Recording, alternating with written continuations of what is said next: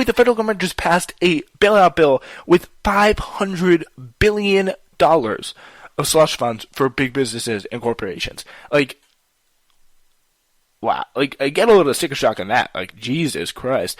So you can keep in mind as well that Trump has proudly insisted that he'd like the country opened up by Easter. That's what he wants. That's what, well ahead of any safe time frame offered by actual medical professionals whose jobs it is, keep people alive. Now, despite literally every doctor on earth screaming about absolute life and death importance of social distancing, Trump would rather see packed churches as a sign that America is back. So yeah, it's all about, as I said before, it's all about the line, the stock market, and whether it goes green or whether it goes red for the day.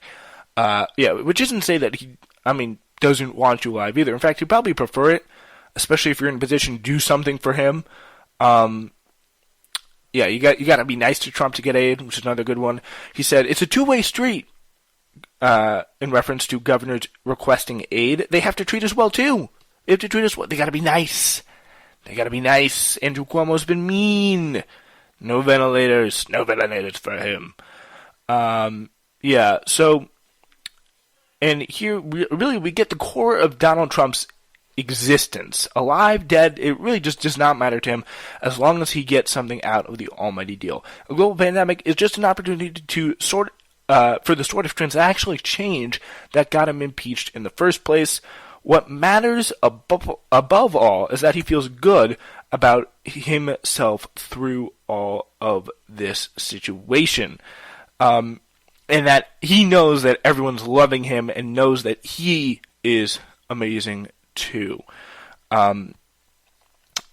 So it's finally, he's got these buoyant poll numbers, so I'm going to feel good over it. Literally during the beginning of the pandemic, it'd be like, the amazing tweet that he said yesterday was, and by the way, the reporting for this, I should say, is, I apologize, from Discourse as well. We're discourse.blog. The conversation is over, from Jack Merkinson, I believe Rafi Schwartz. We'll do a little bit of, actually, Jack Merkinson a little bit later on, talking about jails, if you're making a case for the jails, but there is a really good one about the ratings tweet that I want to talk about from Donald Trump.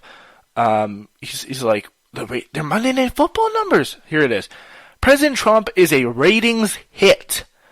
Since reviving the daily White House briefing, Trump and his coronavirus updates have attracted an average audience of 8.5 million on cable news, roughly the viewership of the season finale of The Bachelor. Numbers are continuing to rise. On Monday, nearly 12.2 million people watched Trump's briefing on CNN, Fox News, and MSNBC, according to Nielsen. Monday Night Football numbers, oh my gosh! On Monday, Fox News alone attracted 6.2 million viewers for the president's briefing, an astounding number for a 6 p.m. cable broadcast, more akin to a viewership for a popular primetime sitcom. The CBS News poll said 13% of Republicans trust the news media for information about the virus, says Michael Grunbaum of the New York Times. So literally, he's like, I'm like The Bachelor! I'm big! It feels like we should be used to it after, 3.5 or whatever years of this on Twitter, but it's absolutely shocking. Just to see a president talking about how his ratings compare to The Bachelor when trying to deal with a global pandemic here. It's insane. And then the first tweet I really see is below, is from Cenk Uygur, who's now, after losing his congressional race, looks like he's become a Donald Trump reply guy in the vein of the Krassen scenes here. But those are some really pretty insane tweets. You should also keep in mind, this is what it's all about. It's getting people, making them be nice to you, and making yourself look good. That is the Trump mindset through and through. It's not about you. It's not about keeping you alive or dead, whatever. It's about keeping the market happy, because that is a testament to my approval ratings, and that's a testament to how people view me, and it's a metric of feedback that I need to control, and people need to be saying the good things about me, only the good things. It doesn't matter about anything else, just how people view me.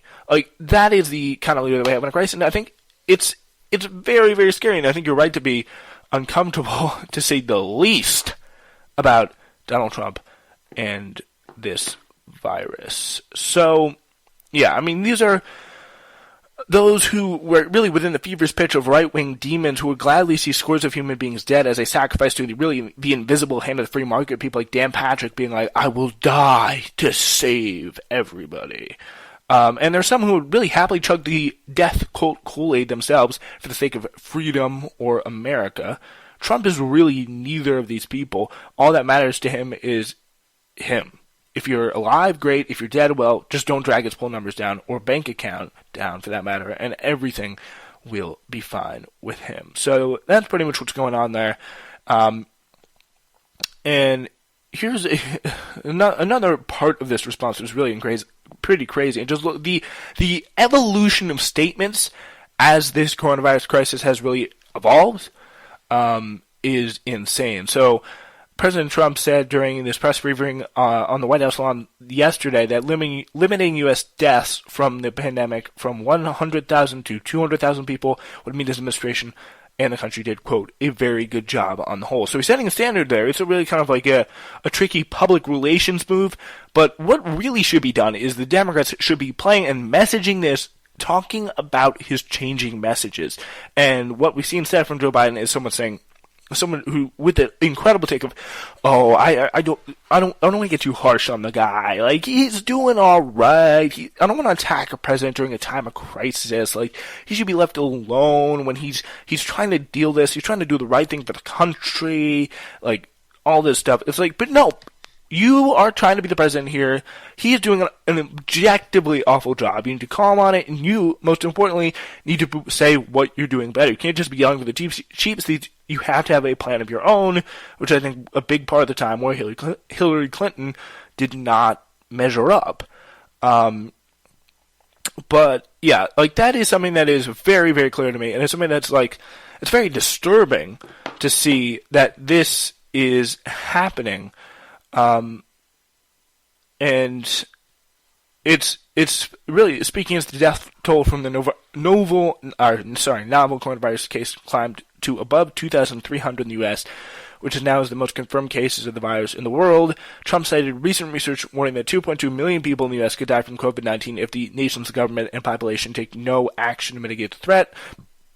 Excuse me, you're talking about 2.2 million deaths, 2.2 million people from this, the president said. And if we can hold that down to, as we're saying, 100,000, that's a horrible number, maybe even less, but to 100,000, so we have between 100 and 200,000, we all together have done a very good job. Here's that quote in actuality. So you're talking about 2.2 million deaths, 2.2 million people from this. And so if we can hold that down, as we're saying, to 100,000, it's a horrible number. Maybe even less, but to 100,000. So we have between 100 and 200,000. We all together have done a very good job. But yeah. So, and this again, a guy who previously wanted the clip, not the clip, but this is a guy who wanted the country open by April. What was it? April 12th, Easter, whenever that was, and now he's like, yeah, we're putting it back to April 30th. Yeah. So critics really condemn Trump's remarks as remarkably cruel and callous, particularly coming from someone who has really downplayed the threat of the virus, at one point suggesting it was a new hoax perpetrated by the Democratic Party, and urged Americans to, quote, get back to work, despite warnings from medical professionals. Here is the take from Susan Hennessy, a commentator, Brian Klass, all saying JFC, which is Jesus effing Christ. The president holding out 100,000 deaths, U.S. deaths, as a metric of success. Completely terrifying.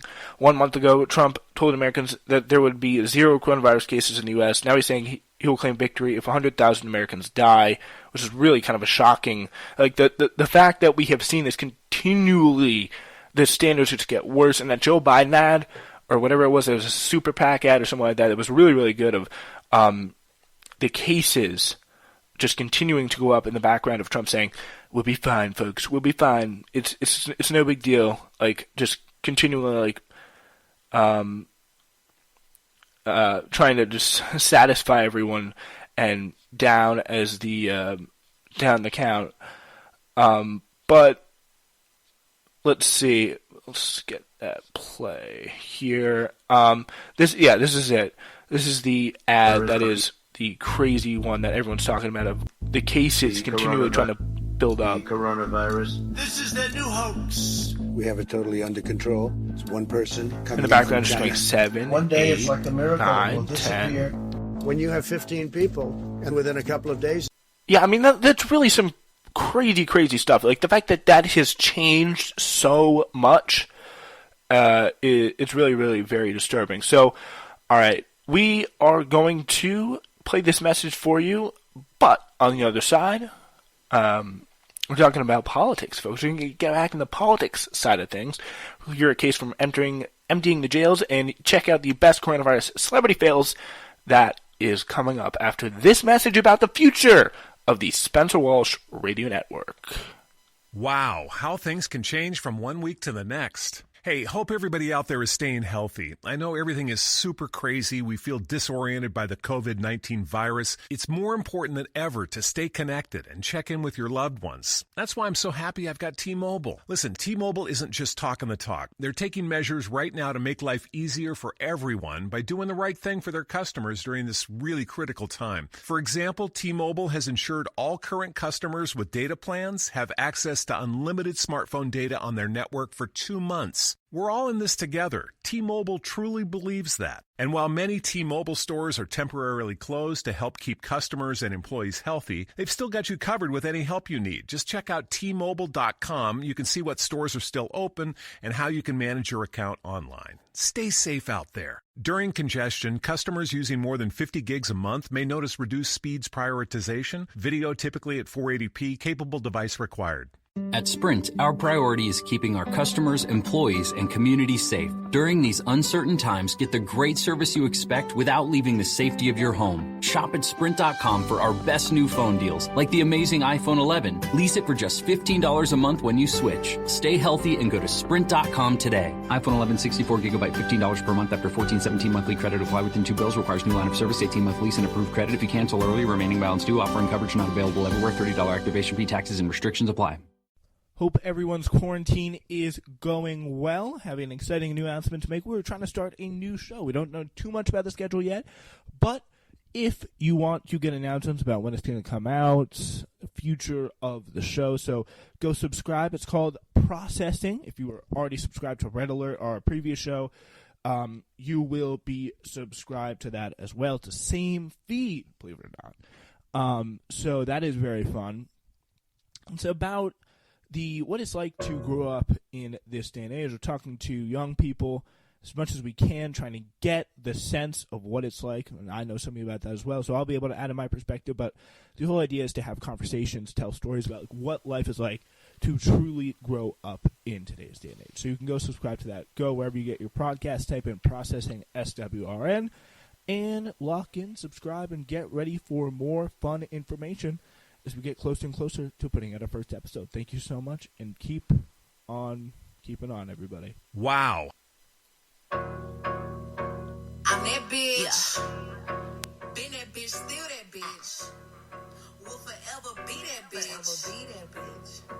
Yeah, I'm the hood Mona Lisa. All right, ladies and gentlemen, it is that time. We're talking about more and more great political stories, and including, just want to give you a little bit of an idea of what was going on in this very eye-catching political article with Megan Thee Stallion playing us in here, with AOC, Alexandria Ocasio-Cortez, trying to maybe break off a little bit from Bernie. Is it true? Yeah, we're going to be talking about that as well. And that, by the way, that song is like the newest TikTok trend apparently as well, so it's a lot of fun. Yeah, don't want to have anyone apologize for anyone, a little bit of the language there, a little shocking. But, yeah, we'll break it down. We'll take a look at the case for emptying the jails amid the coronavirus crisis and some of the best coronavirus celebrity fails, including, but we're also going to talk about, I do want to talk about the story that we have not talked about, I think, soon enough, is Joe Biden accused of rape from according to many, that's just been completely ignored in the in the wake of by the mainstream media, and really a legitimate, incredible